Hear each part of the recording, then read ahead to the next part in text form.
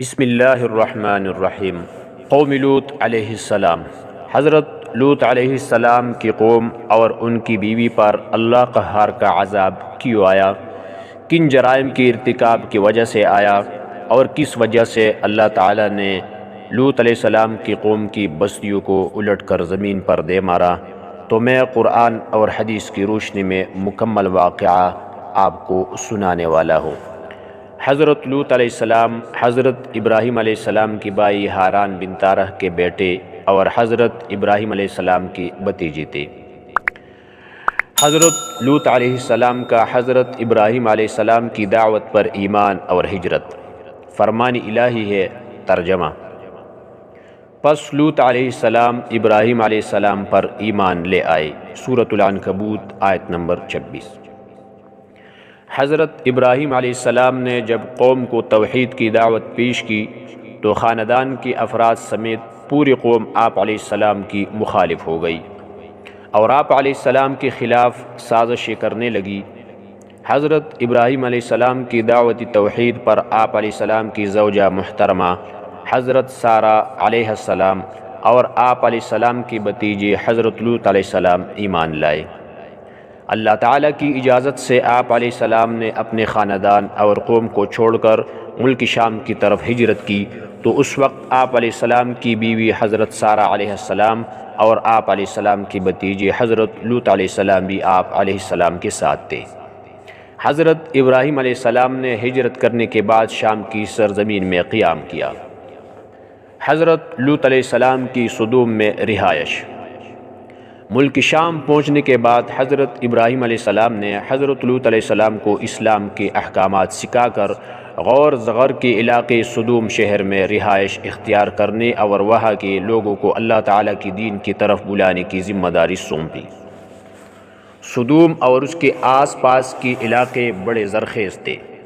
یہاں کی رہائشی اللہ تعالیٰ کی نعمتوں کا شکر ادا کرنے کے بجائے مہلک ترین گناہوں میں مبتلا ہو چکی تھے۔ اللہ رب العزت نے حضرت لوط علیہ السلام کو بھی نبوت سے سرفراز فرمایا اور انہیں اپنی قوم کو برائیوں سے باز رکھنے کا حکم دیا۔ حضرت لوط علیہ السلام کی قوم کو دعوت و تبلیغ۔ حضرت لوط علیہ السلام کو اللہ عز و جل نے صدوم، عموریہ اور آس پاس کی دیگر بستیوں کے لیے نبی بنا کر بھیجا۔ آپ علیہ السلام جب صدوم شہر پہنچے تو دیکھا کہ وہاں کے لوگ شرک اور آخرت کے انکار کے ساتھ ساتھ دیگر بہت سے برائیوں میں مبتلا تھے۔ وہ مسافروں سے لوٹ مار کرتے، راہ چلنے والوں پر پتھر مارتے اور آپس میں مینڈے اور مرغے لڑاتے تھے۔ لوگوں نے ان سے تنگ آ کر ان کی بستیوں کے پاس سے گزرنا چھوڑ دیا تھا۔ ان میں ایک بہت ہی قبیح برائی مردوں سے جنسی تسکین پائی جاتی تھی۔ یہ ایک ایسی بے حیائی تھی جس کا ارتکاب اس قوم سے پہلے کسی نے نہیں کیا تھا۔ یہ قوم اپنی اس بد کرداری کو عیب سمجھنے کے بجائے فخر کے طور پر ذکر کرتی تھی۔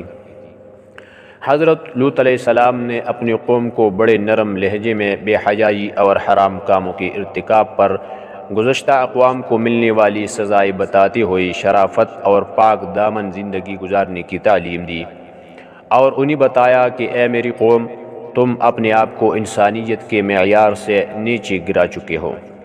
حیوانی شہوت نے تمہاری عقل پر پردہ ڈال دیا ہے کہ تم ان عورتوں کو چھوڑ کر جنہیں اللہ تعالیٰ نے تمہاری سکون کے لیے پیدا کیا ہے، مردوں سے بدفعلی کا ارتکاب کرتے ہو۔ تم حدود کو تجاوز کر چکے ہو۔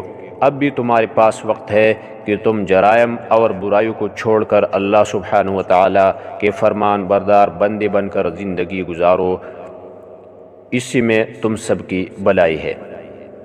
فرمان الہی ہے ترجمہ۔ آیت نمبر 1۔ جب ان کی بائی لوط علیہ السلام نے کہا، کیا تم اللہ کے عذاب کا خوف نہیں رکھتے ہو؟ یقیناً میں تمہارے لیے امانت دار رسول ہوں، لہٰذا تم اللہ سے ڈرو اور میری اطاعت کرو، اور میں اس تبلیغ پر تم سے کوئی اجر نہیں مانگتا، میرا اجر تو صرف رب العالمین کی ذمہ ہے۔ کیا تم جنسی تسکین کے لیے دنیا والوں میں سے مردوں کے پاس جاتے ہو اور تم اپنی وہ بیویاں چھوڑ دیتے ہو جو تمہارے رب نے تمہارے لیے پیدا کی ہے؟ بلکہ تم لوگ تو حد ہی سے گزر چکے ہو۔ سورہ شعراء آیت نمبر 161 تا 166۔ آیت نمبر 2، اور ہم نے لوط علیہ السلام کو پیغمبر بنا کر بھیجا تو انہوں نے اپنی قوم سے کہا کہ تم ایسی بے حیائی کا کام کرتے ہو جو تم سے پہلے دنیا میں کسی نے بھی نہیں کیا۔ تم جنسی خواہش پوری کرنے کے لیے عورتوں کو چھوڑ کر مردوں کے پاس جاتے ہو، بلکہ تم تو بالکل ہی انسانیت کے حد سے گزر جانے والے ہو۔ سورۃ الاعراف آیت نمبر 80 تا 81۔ آیت نمبر 3، اور لوط علیہ السلام نے جب اپنی قوم سے فرمایا تم بے حیائی کا ارتکاب کر رہے ہو جو تم سے پہلے دنیا بھر میں کسی نے نہیں کی۔ کیا تم جنسی تسکین کے لیے مردوں کے پاس جاتے ہو، مسافروں کو لوٹتے اور اپنی مجالس میں بے حیائی کے کام کرتے ہو۔ سورۃ العنکبوت آیت نمبر 28 تا 29۔ احادیث رسول اکرم صلی اللہ علیہ وسلم اس بارے میں۔ حدیث نمبر 1، قیامت کی دن اللہ تعالیٰ اس آدمی کی طرف ہرگز نظر رحمت سے نہیں دیکھیں گے جو کسی مرد یا عورت سے بدفعلی کا ارتکاب کرے۔ ترمذی شریف کی یہ حدیث ہے۔ حدیث نمبر 2، تم جس شخص کو بھی قوم لوط والا عمل بدفعلی کرتے ہوئے دیکھو تو فاعل اور مفعول دونوں کو قتل کر دو۔ ابو داؤد کی یہ حدیث ہے۔ وضاحت، فاعل اور مفعول دونوں کو قتل کرنے کا حکم اس وقت ہے جب بدفعلی میں دونوں کی رضامندی ہو۔ اگر مفعول پر زبردستی کی گئی ہو تو اسے قتل نہیں کیا جائے گا۔ قوم کا حضرت لوط علیہ السلام سے سلوک۔ حضرت لوط علیہ السلام نے اپنی قوم کو خوب وعظ و نصیحت کی اور انہیں اللہ تعالیٰ کی نافرمانی کرنے پر عذاب الہی کا خوف دلایا، لیکن انہوں نے وعظ و نصیحت کو قبول کرنے کی بجائے حضرت لوط علیہ السلام کو جھٹلا دیا اور کہا کہ آپ پاک دامن رہنا چاہتے ہیں تو ہمارے علاقے سے نکل جائے، جس عذاب سے آپ ہمیں ڈرا رہے ہیں وہ بھی لے آئے، ہم پھر بھی اپنی اس حرکت سے باز نہیں آئیں گے۔ فرمان الہی ہے۔ ترجمہ۔ آیت نمبر 1، قوم لوط نے بھی رسولوں کو جھٹلایا۔ سورہ شعراء آیت نمبر 160۔ آیت نمبر 2، قوم لوط نے کہا اے لوط علیہ السلام، اگر تم اس تبلیغ سے باز نہ آئے تو تمہیں جلا وطن کر دیا جائے گا۔ سورہ شعراء آیت نمبر 167۔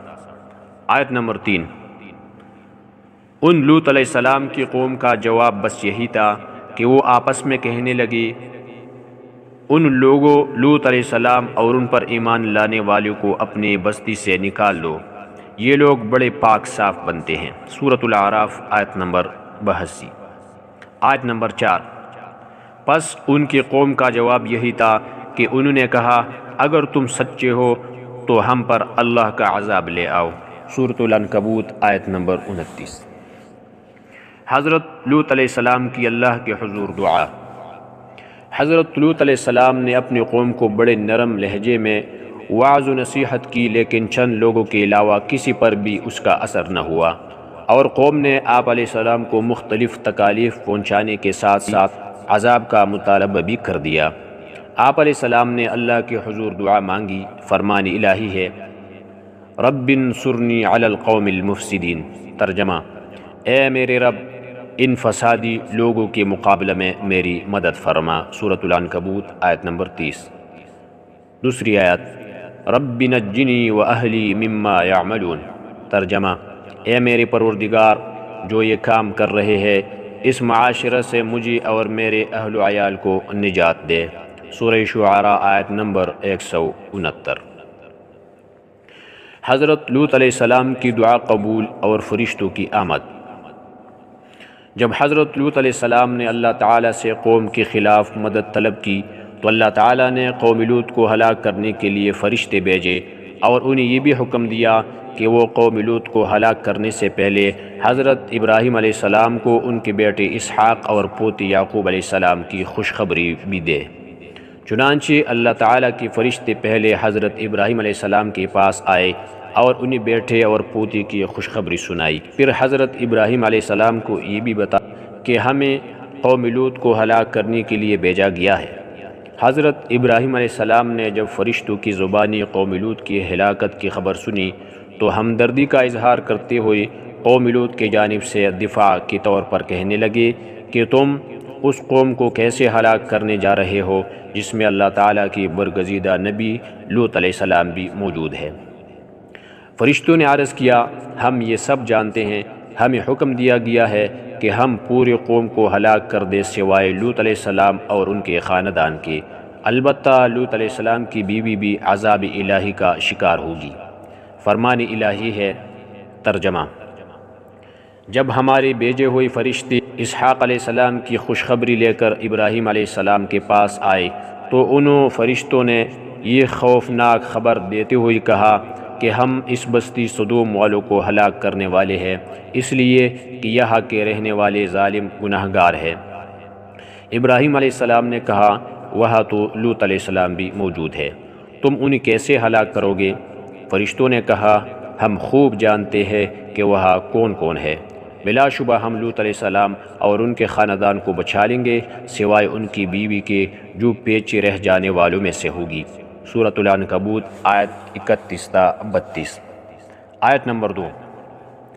جب ابراہیم علیہ السلام کا ڈر اور خوف جاتا رہا اور انہیں بیٹے اور پوتی کی خوشخبری مل چکی تو وہ ابراہیم علیہ السلام ہمارے بھیجے ہوئے فرشتوں سے قوم لوط کے بارے میں بحث کرنے لگے۔ یقیناً ابراہیم علیہ السلام بڑے نرم مزاج، نرم دل اور بہت زیادہ اللہ کی طرف جھکنے والے تھے۔ سورہ ہود آیت 74 تا 75۔ تیسری آیت۔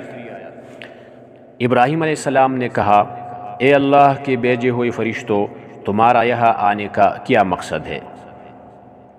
فرشتوں نے جواب دیا ہم ایک مجرم قوم لوط کی طرف بھیجے گئے ہیں تاکہ ہم ان پر مٹی کی ٹھیکری نما پتھر برسائے جو حد سے گزر جانے والوں کی ہلاکت کے لیے آپ کے رب کی طرف سے نشان زدہ ہے۔ پس اس بستی میں جو بھی مومن تھے ہم نے انہیں نکال لیا ہے، پس ہم نے وہاں سوائے ایک گھر کی مسلمانوں کا کوئی گھر نہیں پایا اور ہم نے اس میں لوگوں کے لیے ایک نشانی چھوڑ دی جو دردناک عذاب سے ڈرتے ہیں۔ سورہ ذاریات آیت 31 تا 37۔ قوم لوط کا حضرت لوط علیہ السلام کے مہمانوں کے ساتھ برا سلوک۔ حضرت ابراہیم علیہ السلام کو بیٹے اور پوتی کی خوشخبری دینے کے بعد وہ فرشتے حضرت لوط علیہ السلام کے پاس نہایت حسین و جمیل نوجوان لڑکوں کی صورت میں مہمان بن کر سدوم پہنچے۔ حضرت لوط علیہ السلام ان خوبصورت مہمانوں کو دیکھ کر گھبرا گئی اور اس بات سے ڈرے کہ ان کی بدبخت قوم ان مہمانوں کے ساتھ کہیں برا سلوک نہ کرے۔ حضرت لوط علیہ السلام ابھی اسی فکر میں تھے کہ قوم کے لوگوں کو آپ علیہ السلام کے پاس آنے والے مہمانوں کے بارے میں معلوم ہو گیا اور انہوں نے آ کر حضرت لوط علیہ السلام سے یہ مطالبہ کیا کہ انہیں ہمارے حوالے کرو تاکہ ہم ان سے اپنی جنسی خواہش پوری کریں۔ آپ علیہ السلام بہت غمگین ہو گئی۔ حضرت لوط علیہ السلام کی پریشانی کو دیکھ کر فرشتوں نے کہا آپ ہماری ظاہری صورتوں کو دیکھ کر گھبرائی نہیں، ہم انسان نہیں بلکہ اللہ سبحانہ و تعالیٰ کی بھیجے ہوئی فرشتے ہیں جو آپ علیہ السلام کی دعا کے نتیجے میں آپ علیہ السلام کی قوم کو ہلاک کرنے کے لیے آئے ہیں۔ تب آپ علیہ السلام کو اطمینان ہو گیا۔ فرمان الہی ہے۔ آیت نمبر 1۔ پھر جب ہمارے قاصد فرشتے نہایت خوبصورت کم عمر نوجوان لڑکوں کی شکل میں لوط علیہ السلام کے پاس پہنچے تو وہ لوط علیہ السلام ان کی وجہ سے غمگین ہو گئی اور دل ہی دل میں گھٹن محسوس کرنے لگے کہ ان خوبصورت نوجوانوں کو میں اپنی قوم کی بدفعلی سے کیسے بچاؤں گا۔ قاصدوں نے کہا آپ خوف نہ کھائے اور نہ ہی غمزدہ ہو، ہم آپ کو اور آپ کے گھر والوں کو بچا لیں گے سوائے آپ کی بیوی کے، وہ پیچھے رہ جانے والوں میں سے ہوگی۔ ہم اس بستی والوں پر ان کی نافرمانیوں کی وجہ سے آسمان سے عذاب نازل کرنے والے ہیں، اور بلا شبہ ہم نے اس بستی کو ان لوگوں کے لیے عبرت کی نشانی بنا دیا ہے جو عقل رکھتے ہیں۔ سورۃ العنکبوت آیت 33 تا 33۔ آیت نمبر 2۔ جب ہمارے بھیجے ہوئے فرشتے لوط علیہ السلام کے پاس پہنچے تو وہ ان کی وجہ سے بہت غمگین ہوئیں اور دل ہی دل میں کڑنے لگے اور کہنے لگے آج کا دن بڑی مصیبت کا دن ہے۔ آخرکار لوط علیہ السلام خاموشی سے انہیں اپنے گھر لے آئے، لیکن آپ علیہ السلام کی بیوی نے قوم کو ان مہمانوں کی خبر دے دی اور ان لوط علیہ السلام کی قوم کے لوگ دوڑتے ہوئے ان کے پاس آ پہنچے، جبکہ وہ تو پہلے سے برائیوں کا ارتکاب کیا کرتے تھے۔ لوط علیہ السلام نے بڑے مشفقانہ انداز میں سمجھاتے ہوئے کہا، اے میری قوم، یہ میری قوم کی بیٹیاں موجود ہے، یہ تمہارے لیے پاکیزہ ہے، لہٰذا تم ان سے نکاح کر لو، اللہ سے ڈرو اور میرے مہمانوں کو پریشان کر کے مجھے رسوا نہ کرو۔ کیا تم میں کوئی بھی سمجھدار آدمی نہیں ہے؟ سورہ ہود آیت 77 تا 78۔ آیت نمبر 3۔ اور شہر سدوم والے لوط علیہ السلام کے پاس خوشیاں مناتے ہوئے بدکاری کی نیت سے آئے۔ لوط علیہ السلام نے کہا، یہ لوگ میرے مہمان ہیں، لہٰذا تم مجھے رسوا نہ کرو، اللہ سے ڈرو اور مجھے ذلیل نہ کرو۔ انہوں قوم لوط نے کہا، کیا ہم نے تجھے دنیا والوں کی حمایت سے روکا نہیں ہے؟ لوط علیہ السلام نے کہا، اگر تمہیں کچھ کرنا ہی ہے تو یہ میرے قوم کی بیٹیاں موجود ہے، تم ان سے نکاح کر لو۔ سورہ حجر آیت 67 تا 71۔ آیت نمبر 4۔ انہوں قوم لوط نے جواب دیا، اے لوط علیہ السلام، تم بخوبی جانتے ہو کہ ہمیں تو تمہاری قوم کی بیٹیوں کی کوئی خواہش نہیں ہے، اور تم تو ہماری چاہت سے بخوبی واقف ہو۔ لوط علیہ السلام نے کہا، کاش کہ مجھ میں تم سے مقابلہ کرنے کی قوت ہوتی کہ میں تمہیں سیدھا کر دیتا یا میں کسی مضبوط سہارے کی پناہ لے لیتا۔ سورہ ہود آیت 79 تا 80۔ حدیث رسول اکرم صلی اللہ علیہ وسلم۔ اللہ تعالیٰ لوط علیہ السلام پر رحمت نازل فرمائے، کیونکہ وہ ایک مضبوط سہارا اللہ تعالیٰ کی پناہ لیتے تھے، یعنی ابراہیم علیہ السلام نے انہیں سدوم شہر کی طرف اکیلے ہی بھیجا تھا، ان کا وہاں کوئی کنبہ قبیلہ اور خاندان نہیں تھا اور بیوی بھی کافرہ تھی۔ یہ حدیث بخاری کی ہے۔ حضرت لوط علیہ السلام اور مومنین کی عذاب الہی کی آمد سے قبل ہجرت۔ عذاب الہی کی آمد سے پہلے ہی حضرت لوط علیہ السلام اپنے خاندان اور مومنین کو لے کر رات میں سدوم سے ہجرت کر گئے۔ آپ علیہ السلام کی بیوی نے آپ علیہ السلام کے ساتھ چلنے سے انکار کر دیا۔ آخرکار جب رات کا آخری حصہ آیا، اللہ تعالیٰ نے آپ علیہ السلام سے کی ہوئی وعدہ کے مطابق ایک زوردار چیخ بھیجی جس نے قوم لوط کی دل ہلا کر رکھ دیے۔ فرشتوں نے انہیں زمین سے اٹھا کر آسمان کی طرف بلند کیا اور پلٹا کر دوبارہ زمین کی طرف پھینک دیا، پھر ان پر نشان زدہ مخصوص پتھروں کی بارش برسائی جس سے وہ تباہ و برباد ہو گئی۔ اس واقعہ کو اللہ رب العزت نے بعد میں آنے والوں کے لیے عبرت بنا دیا۔ فرمانی الہی ہے۔ ترجمہ۔ آیت نمبر 1۔ جب رات کا کچھ حصہ باقی رہ جائے تو آپ اپنے خاندان ایمان والوں کو لے کر یہاں سے نکل جائے، اور آپ ان اپنے خاندان کی پیچھے چلیے، اور تم سب لوگوں میں سے کوئی بھی پیچھے موڑ کر نہ دیکھے، اور جہاں جانے کا تمہیں حکم دیا جا رہا ہے وہاں چلے جائے۔ ہم نے اسی لوط علیہ السلام کو اپنا یہ فیصلہ سنا دیا کہ صبح ہوتی ہی ان مجرموں کی جڑ کاٹ دی جائے گی۔ سورہ حجر آیت 65 تا 66۔ آیت نمبر 2۔ فرشتوں نے آپ کو پریشان دے کر کہا، اے لوط، بے شک ہم آپ کے رب کے فرشتے ہیں، یہ لوگ ہرگز آپ پر ہاتھ نہیں ڈال سکتے، پس آپ اپنے گھر والوں مومنین کو لے کر اپنی بستی سے رات گئی نکل جائے۔ آپ میں سے کوئی بھی پیچھے موڑ کر نہ دیکھے سوائے آپ کی بیوی کی، اس لیے کہ اسے بھی وہی عذاب پہنچنے والا ہے جو ان سب کو پہنچے گا۔ یقیناً ان کے عذاب کا مقررہ وقت صبح ہے، کیا صبح بالکل قریب نہیں ہے؟